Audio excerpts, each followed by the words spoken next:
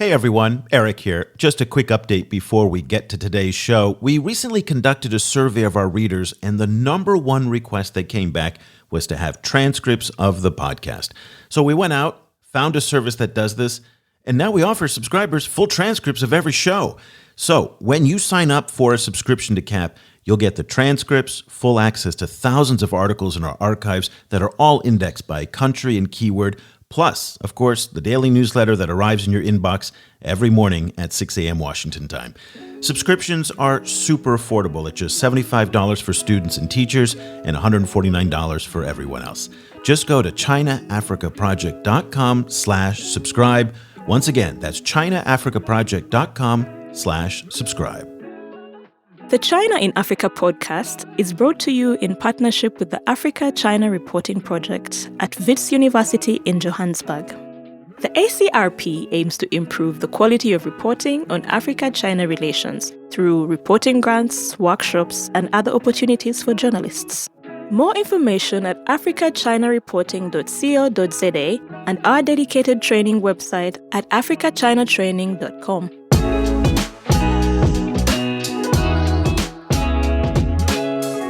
Hello and welcome to another edition of the China in Africa podcast, a proud member of the Syndicate Network from SupChina. I'm Eric Olander, and as always, I'm joined by Cobus van Staden, the senior China-Africa researcher at the South African Institute of International Affairs in Johannesburg, South Africa. A very good afternoon to you, Cobus. Good afternoon. Cobus, as always, before we get started, I want to give a big shout out to our new Patreon members. So happy that people are starting to sign up for this great community that we're building over at patreon.com/China Africa Project. We're posting regular updates. Cobus and I are now doing our first videos as well. So our faces for radio are now becoming video faces, and we're just starting to ramp up our Zoom chats and the Zoom briefings with our Patreon members. So if you'd like to join this community, please head over to patreon.com/China Africa Project. Cobus, it has been just about 2 months now since Hakainde Hichilema was elected president of Zambia. And in the short time that he's been in office, he's been working hard to assemble a new team and investigating the absolutely miserable state of the country's financial affairs. And the situation is actually much worse than they originally thought.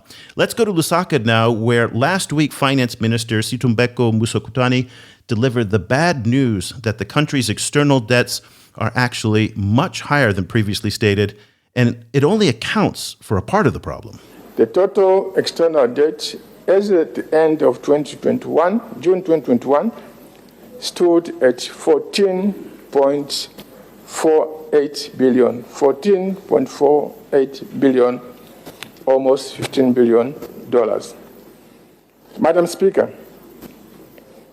the debt that I have highlighted so far is just the external component. But there's also substantial domestic debt. In other words, debts owed to people within Zambia, including arrears to suppliers that the government must deal with. This, of course, makes the situation worse. So Zambia's debt's now close to $15 billion. That's a 12% increase over what was previously stated. So the numbers are bad and getting worse. He did not account for why they upwardly revised those figures, and it might have something to do with the new research that came from the team at the China Africa Research Initiative that revealed the amount owed to China's 18 creditors, at least 18 creditors, is more than double what was previously stated by the government. That is from $3 billion to $6.6 billion.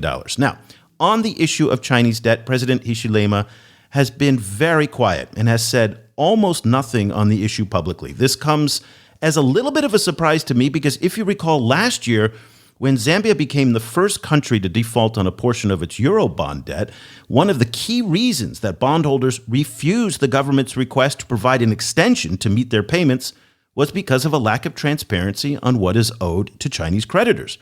IMF officials have also indicated similar concerns as well. So the main issue here is that the IMF and bondholders have been reluctant to provide any kind of meaningful debt relief until the government comes clean on what it owes to Chinese creditors, because they don't want to be the only ones taking a haircut while the Chinese get repaid. That is the big concern, at least it was last year. So with that in mind, It's a bit odd that he hasn't done more to provide the kind of transparency on Chinese debt that the markets so desperately want. In fact, one of the only public comments that he's made to date on the issue of Chinese debt was an interview with Lukwesa Burak of the BBC News Africa Service back on September 2nd.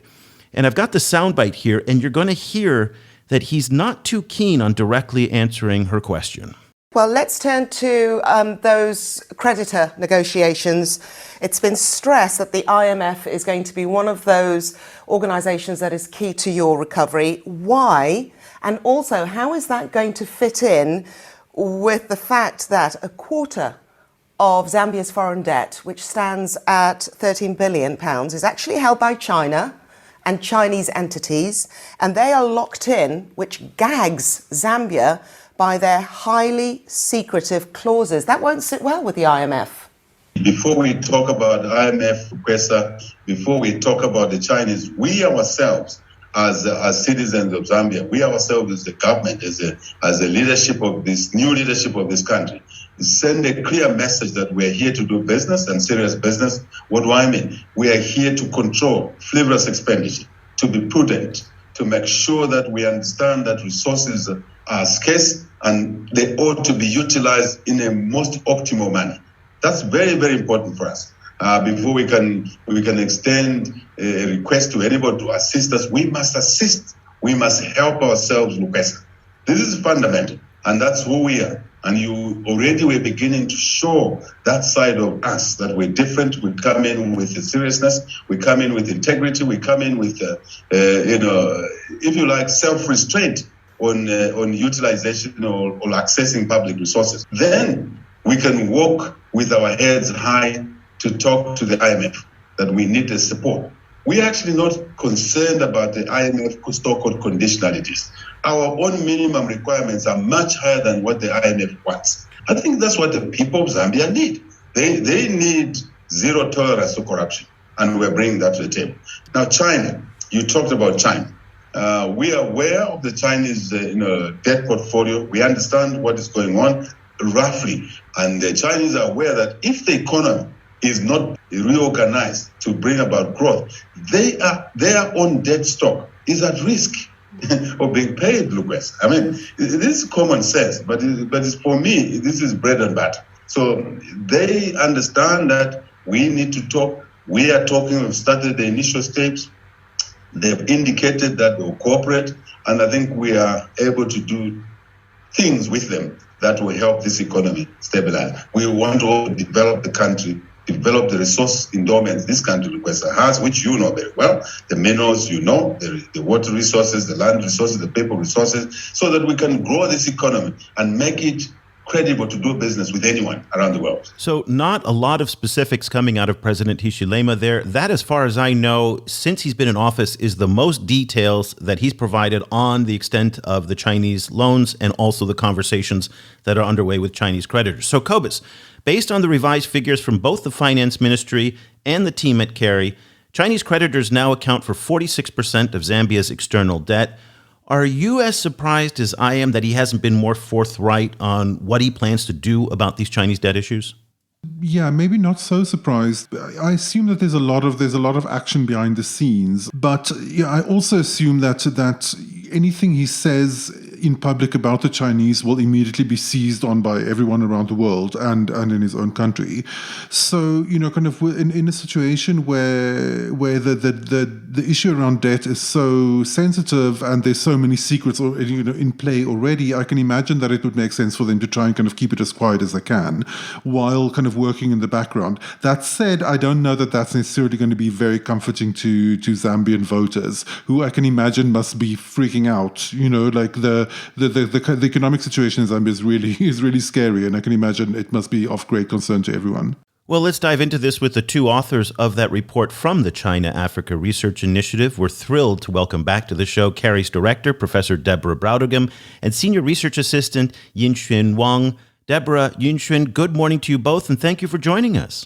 Good morning. It's a pleasure to be here. Thank you for having us. Deborah, let's start with you. The 6.6 billion figure was the key takeaway, and that captured all of the headlines from your report that you had published together with Yinxuan. But tell us more about what you discovered when doing the research into the Zambian debt issue, and what were some of the other findings? Well, Eric, we started out looking at Zambia because Zambia was an outlier. So I want to stress that. This is an unusual case when we look across the other borrowers in Africa. So we had put together a scatter plot, which was a graph in which we looked at all of the countries in Africa's total external debt as a percentage of their economy. So that along the y-axis, along the left side, that ranked countries by how indebted they were. And then down at the bottom, we ranked countries by what Chinese loan commitments as a percentage of their economy. So that was how heavy was their borrowing from China or their loan commitments from China, because that was the data that we had. And we found that 4 countries really stood out in that data. And one of them was Angola, which is not surprising. And another was the Republic of Congo, which again wasn't surprising because both of those countries have borrowed heavily with these oil-secured loans. And when the price of oil went down, they really were in trouble. And so they've been doing loan restructuring with the Chinese for the last few years. And then we had Djibouti up there also. And that's not surprising because Djibouti borrowed in order to buy into the big railway project with Ethiopia because Ethiopia is landlocked. And so they're really linking their economy to Ethiopia's. And now their debt is also linked to Ethiopia's borrowing. So that's understandable as well. And then there was Zambia, which was equally up there. So I wanted to dive into Zambia and find out just what was going on there. And also, why were our figures for loan commitments so much higher than anything the Zambian government had reported to the World Bank or in its own publications? So that was the start of our research. Following up on Deborah's answer, so much of this controversy around Zambian debt has to do with secrecy. So I was wondering how you managed to gather the data. So we gather commitment data from open source, for example, like government reports and media reports and contractor sources, and also from Chinese government websites.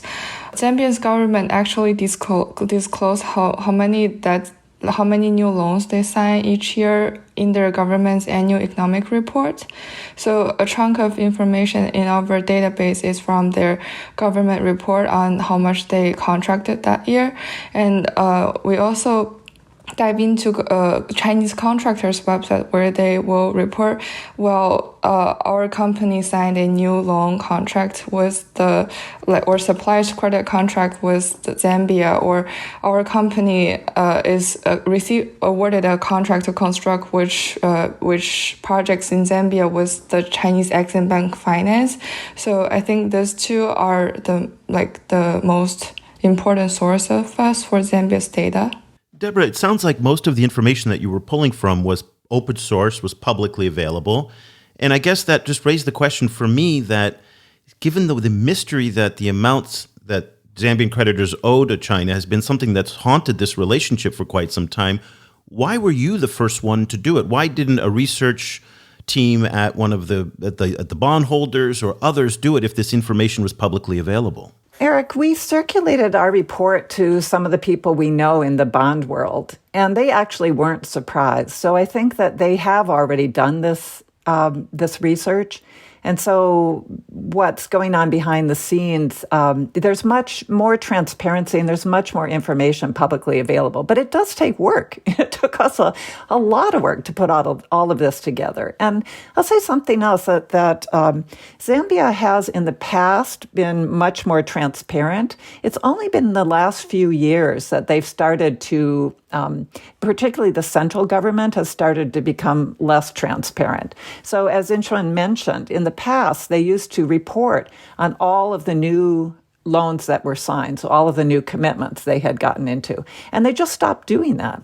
So, and that's only been in the past 3 years or so. So it's partway through the Lungu administration, they stopped reporting as the borrowing got bigger and bigger and more worrisome. And that was around the time, it was 2017, that the IMF chastised them for not being careful and for getting into debt distress through their imprudent borrowing. And so that was when they stopped reporting. But that was the central government. We found that one of the largest borrowers in Zambia of Chinese finance is actually ZESCO, their electricity supply corporation.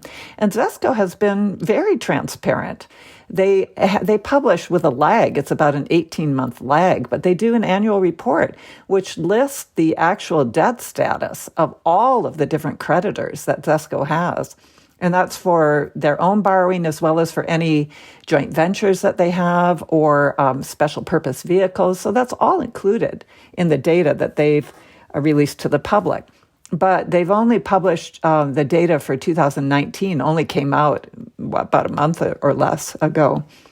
So we were able to include that in our research.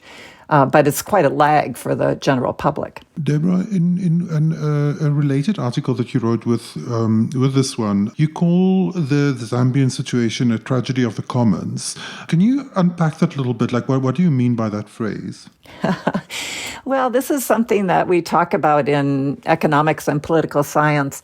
A tragedy of the commons, the term itself comes about, it's actually from Garrett Hardin, who was a social scientist who developed this to explain how in situations where there's a common property resource, for example, fishing is often used. Say you have a pond and everybody is fishing in there without any regulation, they tend to overfish that. Or you have sheep grazing on a commons, and that's where it comes from originally. And so the individual shepherds or the individual owners of the sheep, they don't have an incentive to regulate themselves. And so Garrett Hardin argued that governments need to come in and regulate, or else you can do it by privatizing it. So if you privatize the whole area and let it be managed by the private sector, they will also regulate it because they have an incentive not to overuse it. But if it's a bunch of individuals all operating there without any regulation, then it can be overfished or overused, and that becomes the tragedy of a common property resource.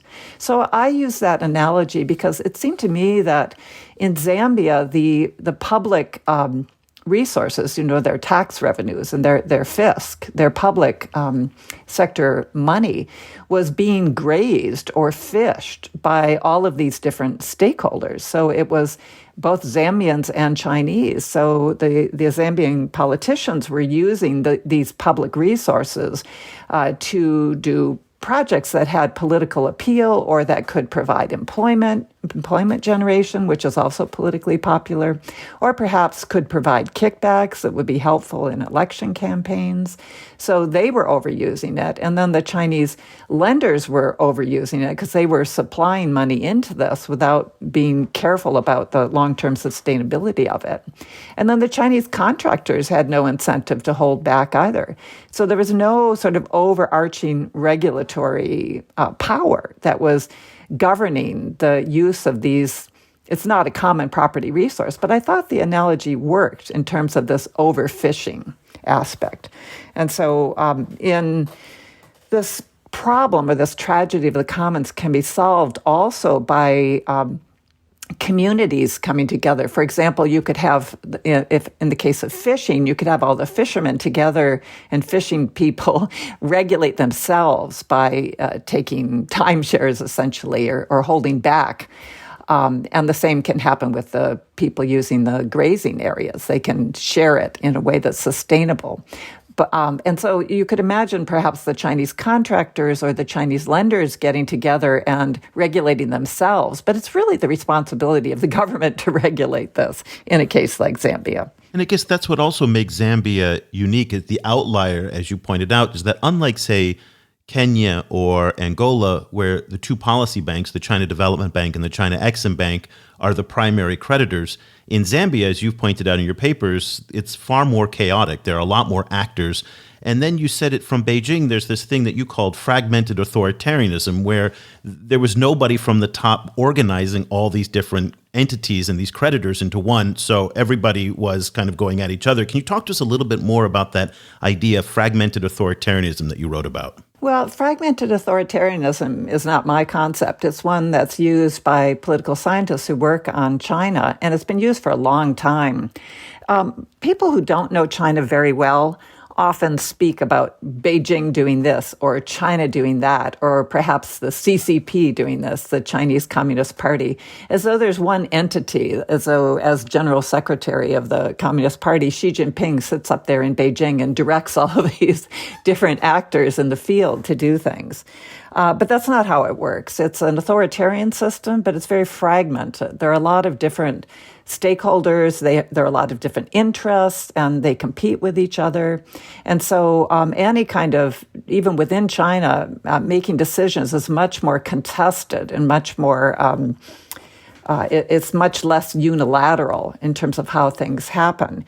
And if you go overseas, it becomes even harder. It's much harder for the key people like the Ministry of Finance or others, People's Bank of China, which is their central bank, to monitor or regulate what's going on there. And then when you have Chinese companies providing credit, which is what we see in cases like Zambia as well, then you've got SASAC, which is the State Assets Commission, which all the big state-owned enterprises are under their jurisdiction. But SASAC is pretty much letting them, they're supposed to anyway, be letting them make their profits and losses on their own. So they're not monitoring it all that well either. So there's really no, and if you take the analogy of the United States as a kind of parallel, there's no one in the United States either that's kind of monitoring all of the different banking decisions. There are things like they're monitoring the general health of banks. You know, what do they have in terms of their reserve ratios and trying to make sure that they are healthy. But as we've seen with the 2008 financial crisis or the savings and loan crisis in the past, it doesn't always work well, even in a pretty well-regulated capitalist system like ours. And in China, which is still an evolving system in terms of their regulatory framework, as they move from the state to the market, those ways of managing, particularly for overseas activities, are still weakly developed. Yinxuan, one of the major findings of the report is the number of Chinese lenders involved, and that there's 18 different Chinese lenders involved, at least, that's some of the highest numbers in Africa. Could you break down that number for us? Like, in which kind of categories do these lenders fall? Are they mostly banks, or what kind of other kind of actors are involved?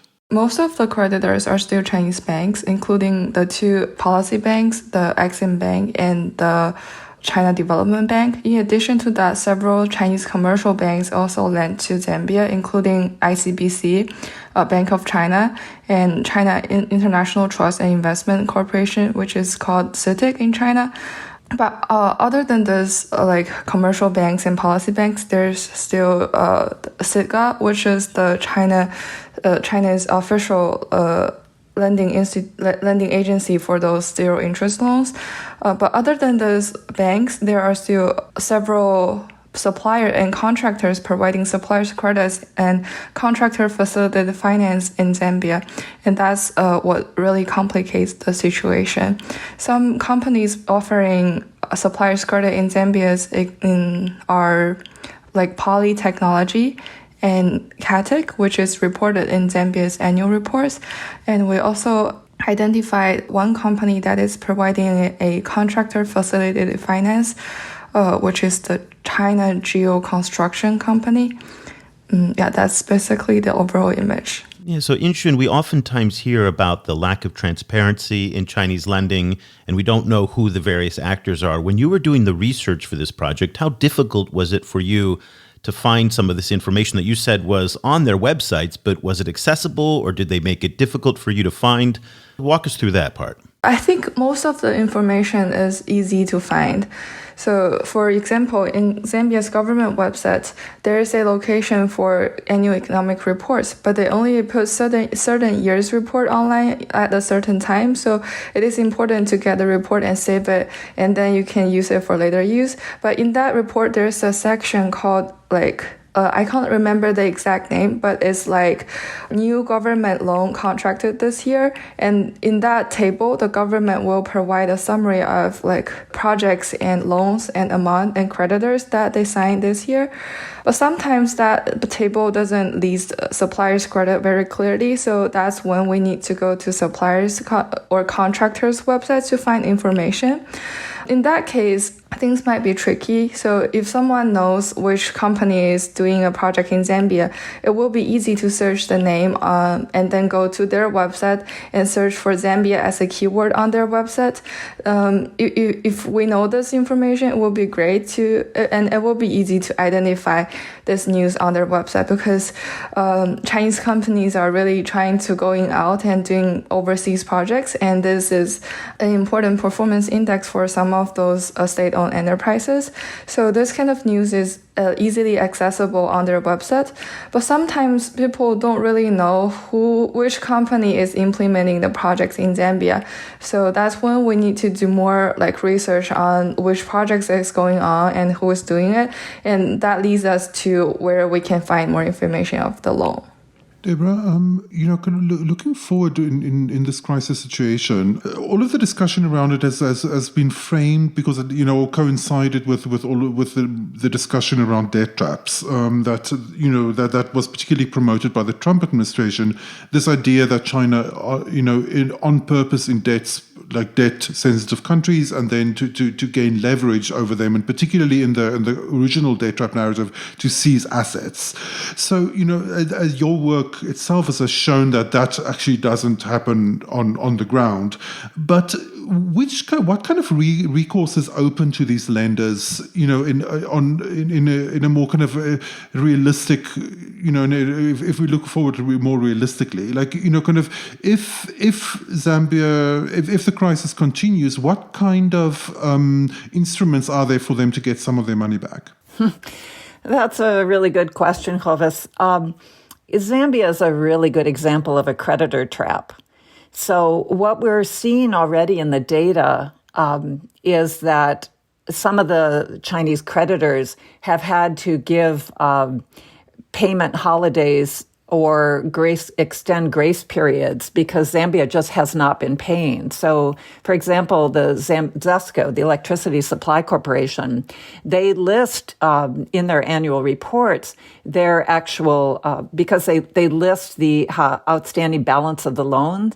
We can see years where that outstanding balance should have been going down, and it wasn't because they just weren't paying on it. So we can see those actual defaults, essentially, showing up in the data. So it's already happening. And we could see even at the beginning of the Debt Sustainability Suspension Initiative, which was supposed to help developing countries deal with the pandemic, we could see that there was already $200 million in arrears in Zambia that they had not been paying to various Chinese creditors. So it really doesn't look as though the creditors have very much recourse here because there are several different things going on. And one of the important things is that in Zambia, there are all of these ongoing projects. So there are projects that have already started and the disbursements have already been happening. The contractors are there doing the work. And somehow those contractors need to get paid. And so you find cases like the Kafua Gorge.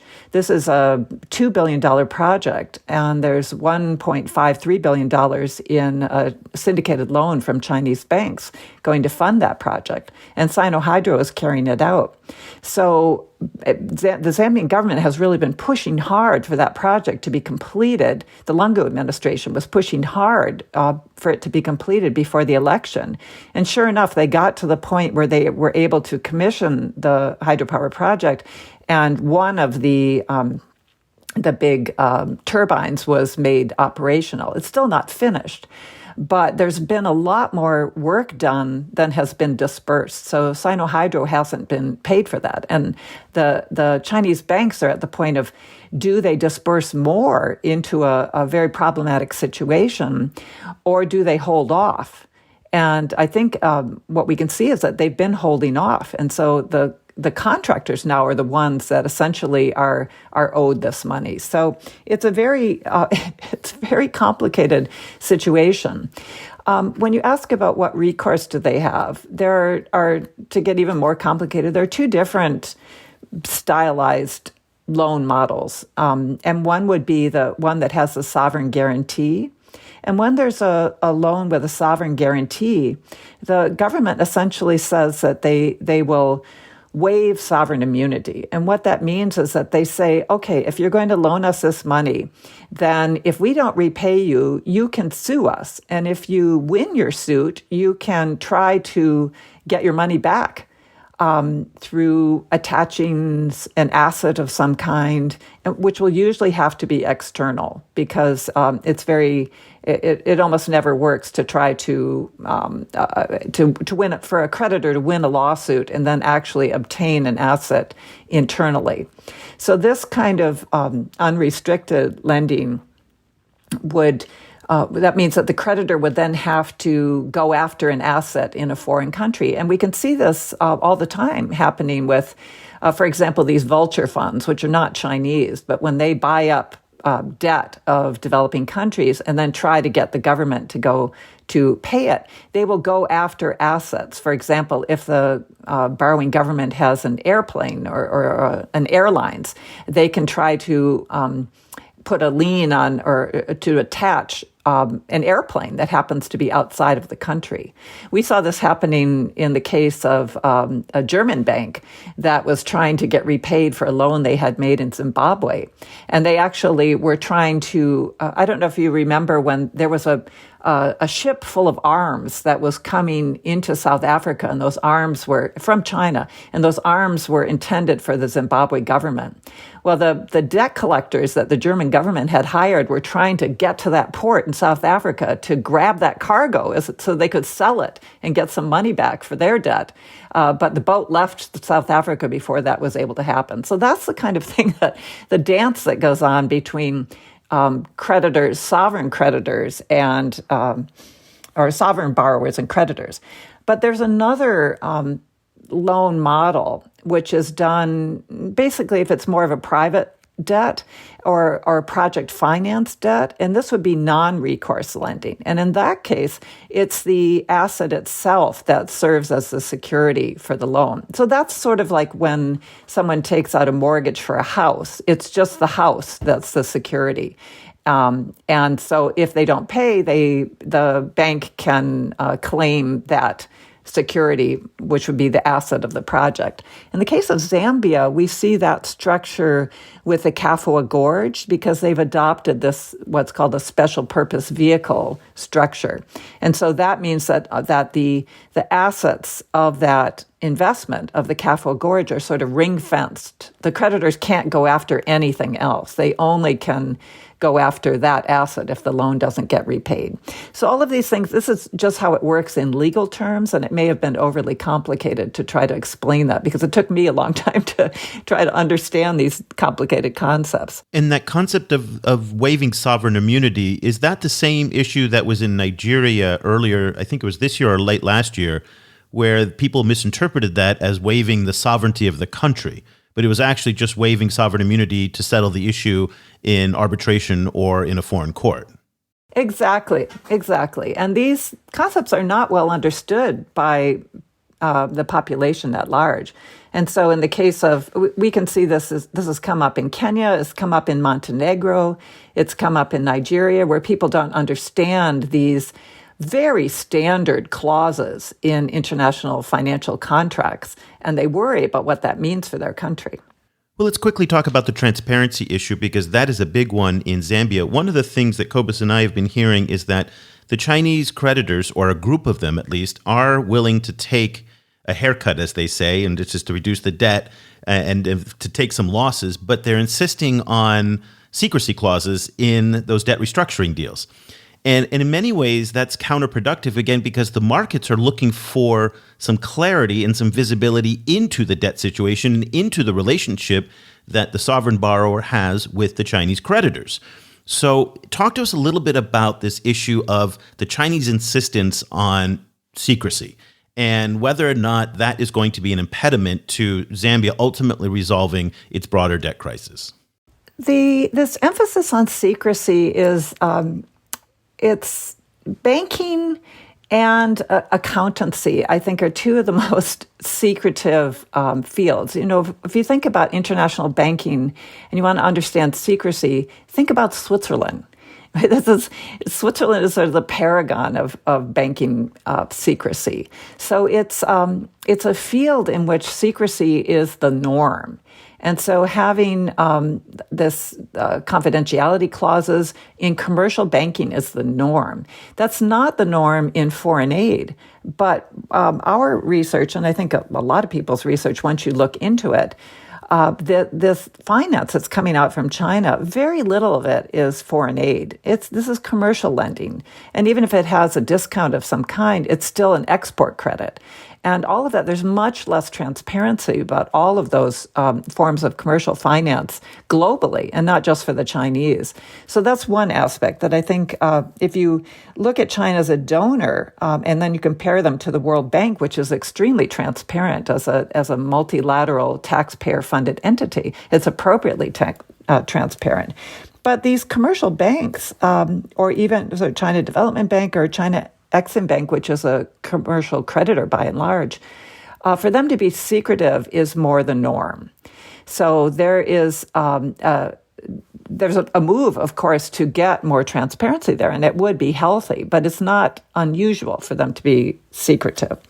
So in terms of what this is going to mean, I think that Zambia already has legislation that requires the government to pass all of its lending by Parliament. And Parliament is supposed to sign off on the terms, the amounts, and this is for both direct loans from the state itself and anything they guarantee. So what this means, now this parliamentary provision is contested. There have been lawsuits about it because the Zambian government obviously wasn't following that. And so that's still in the courts, although there's been one decision that came down against transparency in Zambia, but that was under the Lungu administration. So it could be that if that is tried again, the decision might be different under this government, which is very committed to transparency. But all of these banking contracts have a provision in them that says if required by local law, then, of course, the government can publish whatever they need to out of this. So I think that we know, for example, the research that was done by Aid Data and the Center for Global Development, they found all of these loan contracts out there. Even though they had this provision, they were still publicly available because the host governments wanted transparency, and so that was allowed. Yinxuan, the paper notes that between 2010 and 2019, Zambia signed 53 different loan contracts with Chinese funders. Do you have a rough idea about how many of those projects were actually completed, how many of them are mid-project now, and how many of them are still sitting in the future and may end up being written off? Overall, for all the projects signed since 2000 from 2000 to 2019, more than 50% of them in terms of number of projects are completed, and around 30% of them are under implementation, and 10% is signed but not started, but another around 5% was signed and then canceled or suspended. Most of the projects are signed after 2010, as we mentioned. So I don't think this percentage will change a lot if we exclude that a few projects signed in 2000, into 2000 to 2010 decade. So there's not really much money that can be saved by simply cancelling projects that haven't been implemented yet. Those are actually the relatively small cut of the total.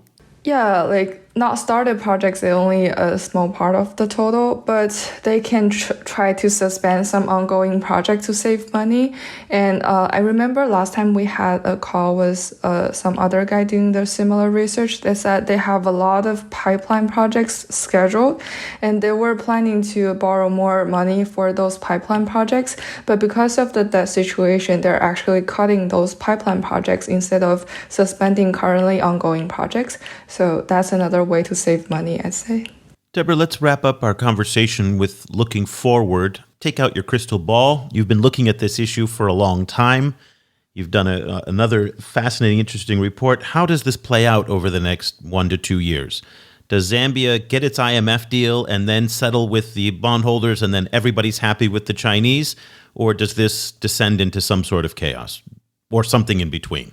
How does this play out? I think Zambia's fortunate in one way, and that is that the largest creditor by far is still the China Exim Bank. And so China Exim Bank is one of the policy banks. It is the bank, the only bank in China that has participated in the debt suspension initiative of the G20.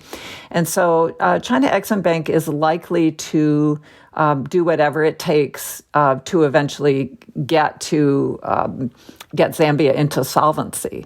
So what will be more problematic is negotiating with all the other entities, because all of that's going to have to be done by Zambia outside of the common framework. The common framework is I guess it's a sort of a venue or a framework. It's a virtual entity where this debt renegotiation and restructuring is going on. It's between the Paris Club, which is a group of 20-some wealthy countries that have provided credit, official credit, and the group of 20, the G20, that have been part of the that have launched the debt suspension initiative. So this common framework, only 3 countries have asked to have their debt restructured there: Chad, Ethiopia, and Zambia. And so Exim Bank, I think, will be able to, they'll cooperate with the IMF. And the other banks will probably cooperate, but it's just going to have to be individual negotiations by the Zambians with those other banks, because they won't be sitting there inside the room at the common framework the way the China Exim Bank and its representatives will be, because they're part of that common framework, sort of the core creditors that make that up. But it's not going to, because Exim Bank is such a big part of the creditor, it'll help a lot when they get to the point of restructuring. It's actually completely the opposite of the debt trap narrative, where it's not the policy bank that is acquiring the assets, but it's the policy bank that's actually providing part of the solution, which is kind of odd. Because, again, we've heard for so long, I mean, you've been trying to debunk this for years, that that's not the case. Listen, there are 2 papers that are of interest here. So Zambia's Chinese debt in the pandemic era, that's both by Deborah and Yinxuan, and a second paper, how Zambia and China co-created a debt tragedy of the commons, by Deborah Brautigam. We'll put links to both of the papers in the show notes. Deborah, Yinxuan, thank you so much for helping to explain all of this and to clarify what is an incredibly complicated situation. We really appreciate your time today. It was a pleasure. Thanks for having us on. Yeah, thank you. Thank you for having us. It's a pleasure being here, and it's good to discuss this with you guys. Cobus, what I enjoy most about speaking with Deborah, every time we speak with her, the same thing comes away, is that she's challenging conventional wisdom. Again, she has been the voice out there in Washington, standing up against the hordes who are saying that China's engaging in debt trap diplomacy in Zambia. And in fact, what her research is pointing out is that Zambia is the outlier in so many different ways. And again, it's fascinating that she said it's fortunate that China Exim Bank is one of the largest creditors, because they can then help to solve the problem. Very much in contrast to the idea that they're going to be seizing assets. But this idea in many ways that Zambia is an outlier because of the number of creditors, the nature of the debt, the tragedy of the commons, as she pointed out, we cannot extract too much out of what's happening in Zambia and then stretch it across Africa. And that is the temptation with so much of these topics and these discussions about the Chinese debt crisis in some parts of Africa. I oftentimes remind people when I'm giving talks is that Africa does not have a Chinese debt problem. And that kind of makes everybody stand up because, of course, Africa has a Chinese debt problem. I've been hearing all about how Africa has a Chinese debt problem. And then you break it down, you say about 10 African countries have a Chinese debt problem. And within that 10, Zambia is in many ways exceptional, as we're finding out from this research. So it's really important to go beyond these very simplistic headlines and these narratives. And again, that's what Deborah's contribution to the field has been so important, is to challenge conventional wisdom, as she's done yet again in this report. Yes, I completely agree. And it's also really important to be specific about the Zambian case, because, kind of like a situation like Zambia is frequently used to kind of present a falsely inflated narrative of African risk. So this is a point that Hannah Ryder at Development Reimagined has made repeatedly, that there's a kind of that African risk is overstated. In most cases, and that a situation like Zambia, which is in many cases unique, is then made to kind of stand in for the entire continent, which is not fair. One other thing to point out, though, is the fact that Zambia depends on copper sales for the bulk of its foreign currency revenue in order to pay off a lot of these loans. That's a very risky thing to do because we go into these things called commodity super cycles where the price is up and then the price is down. But it's interesting because China Moly, which is one of the largest copper and cobalt mining companies in the world, I think they're the number 2 cobalt mining company, is just about to invest $2.5 billion to expand their copper production in neighboring Democratic Republic of Congo. And I wonder if there is a fatigue in Zambia of risk. So we talk about the risk premium, and Zambia in many ways is exceptional, but one of the things I've been reading in the Chinese press is that there's a little bit of exhaustion of the drama that's been going on in Zambia throughout the Lungu years and now into Ishilemas, and this question of who's going to get paid, when you're going to get paid back.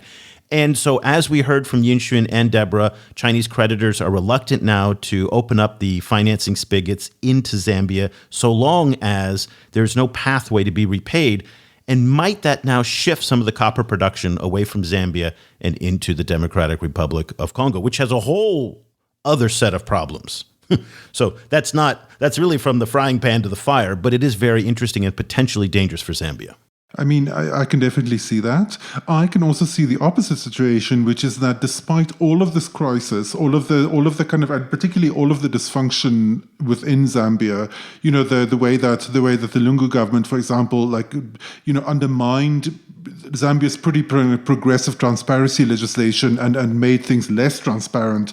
I can imagine that despite all of these problems, in the end, copper will end up pulling it through, because I saw I think a Bloomberg graphic recently, just projections for copper use, because copper is involved in so many climate mitigation technologies, and just predicting copper going through the roof for the next few decades, So I can imagine that people will end up kind of sucking it up, kind of holding their noses and end up lending more money to Zambia actually because of the copper, and because everyone will just expect to make money out of copper for the next 50 years. I read a great paper earlier this week, and I am absolutely spacing the author, so forgive me if you are listening to the show and this is your anecdote. I am not trying to plagiarize. I would give you credit if I remembered your name. But the point that they made about Zambia was, I thought, very interesting, was that Lungu ran his campaign, especially in the last 2 weeks, on the basis of delivering infrastructure to his people. And he went from one Chinese infrastructure project to another, zigzagging across the country, and it didn't work. And this has happened now over and over again, that African leaders have used Chinese infrastructure to try and run campaigns, and they haven't been successful. And it's going to be interesting to see if other African politicians, namely Felix Tshisekedi in the Democratic Republic of Congo, are looking at what happened to Lungu, who based his campaign on building infrastructure using Chinese loans and Chinese contractors and lost because the public didn't react to that. I'm wondering if there's going to be some ramifications out of Zambia that might then be felt in other countries, say Nigeria and the DRC, and possibly even Kenya, who've made very big investments in Chinese-built infrastructure. I can imagine. I mean, that would be an interesting kind of flip of the script, where, the infrastructure would become less important than the perception of transparency. So if Hichilema manages to pull off something, some kind of like rescue, and he manages to actually maintain the kind of high level of transparency that he was elected for, then that would be an interesting lesson to send to African politicians. Well, I still contend that Hichilema is in his honeymoon period, and let's go back to your president, Cyril Ramaphosa, who in the first 6 months was walking on clouds and could do no wrong, and there was so much hope and optimism. And really, in the second year of his administration, it all started to kind of head downwards in terms of popularity and cynicism and scandals and problems. So Hichilema has a little bit more time, and I still contend, and I made this comment in a previous podcast and in a column, that he's got to take really, really bold moves right now, big moves right now, when he's got the honeymoon. Because as he goes on in his administration, he's going to start getting pulled in by Parliament, by the creditors, by outside forces, by all sorts of different places, and his ability to move is going to become far more constrained. So I would like him to do something big, and I didn't have a chance to ask Deborah about it, but I would like to get her take on this, is pushing Parliament to pass a law that forces transparency and openness on all loan contracts from every stakeholder, not just the Chinese, but the Europeans, domestic loans, all of it. And I'd like to see Parliament do that, free up the president to be able to say, it was out of my hands, Parliament did this, the new speaker of the Parliament, she did it. And that way we would be able to see really what's going on. I know that's probably asking too much, but it is that kind of bold move that I'd like to see him do if he's going to have really dramatic change. Maybe it's not possible, maybe I'm asking for too much, but his time is limited in my view. Yeah, I mean, the beyond the time being limited is also just the South African lesson is also that very frequently, even during a honeymoon period, these leaders have relatively little kind of space to move in because they're so dependent on balancing different factions within their own parties. I don't have any kind of particular information about Hichilema in this regard, but this is certainly true in South Africa. Like Deborah in the one paper, Deborah called for all of these different Chinese lenders to be organized under what she kind of like a shorthand that she called the Beijing Club, similar to the Paris Club. So that I think would be a major kind of step forward on the Chinese side. On the Zambian side, I would echo Hannah Ryder, who recently called for all of these different lenders in the Global South to form a kind of all of these borrowers, in the Global South, to form a kind of a borrowers club, as another version of the same kind of like radical transparency initiative that you were calling for, is essentially a kind of a mechanism for information exchange between borrowers, in order to have some kind of like openness about the kinds of the terms of the loans and the kind of mechanisms involved to have some kind of collective, not only information sharing but collective pressure from borrowers. I think that would be a major step forward. Maybe Zambia will become the leader of it. It will be the Zambia Club, the Lusaka Club. Yeah, and if that extends beyond Africa, that would be even better, so that borrowers in South America and South Asia and others around the world are comparing notes, because really it's important to look what the Chinese are doing in many parts of the world and not just in the one region. That's what we try and do in the coverage we provide every day in our newsletter, on the website, in the podcast. We're trying to put the Chinese in Africa engagement into a broader context. We'd love for you to become a subscriber, to support the journalism that we do, to support our team, and to receive the daily newsletters, and to get access to our thousands of articles in our online archive. You can search everything on our website by flag, which is we've indexed every article by country and also by keyword. So love for you to check it out. You can try it for free for 30 days. Go to ChinaAfricaProject.com/subscribe and let us know if you have any questions. You can reach me at eric@ChinaAfricaProject.com and also Cobus at ChinaAfricaProject.com. So that'll do it for this edition of the show. Once again, I want to thank all of our new Patreon members. We're going to be joining you, a lot of you this week, for some Zoom chats. And then also we're posting regularly on Patreon with updates and cool videos that we're doing there. So once again, Thank you to all of you for supporting. Thank you to all of our subscribers. We really appreciate everything that you're doing as well. And so that'll be it for this edition of the show. Next week, our next episode, Cobus and I are going to be flying solo. And we're going to do, again, one of our, what did we call it? Our lightning rounds, where we're going to take 3 or 4 of the hot topics and go through them. So that'll be coming up in our next episode. Until then, for Cobus Fenstaden, I'm Eric Olander. Thank you so much for listening. The discussion continues online. Head over to facebook.com/China Africa Project to share your thoughts on today's show. Or follow the guys on Twitter. Eric's at Eolanda, and you can find Cobus at Stadenesque. For more information about the China Africa Project and to sign up for our free weekly email news brief, go to chinaafricaproject.com.